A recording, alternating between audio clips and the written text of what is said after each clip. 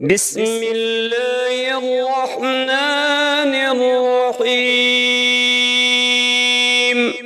اللهم إني أستخيرك بعلمك وأستقدرك بقدرتك وأسألك من فضلك العظيم فإنك تقدر ولا أقدر وتعلم ولا أعلم وأنت علام الغيوب.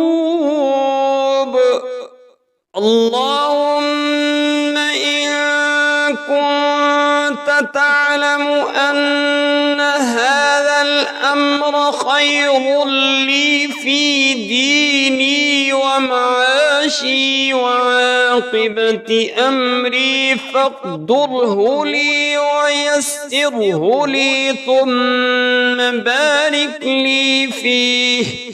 وإن كنت تعلم أن هذا الأمر شر لي في ديني ومعاشي وعاقبة أمري فاصرفه عني واصرفني عنه واقدر لي الخير حيث كان ثم أرضني به.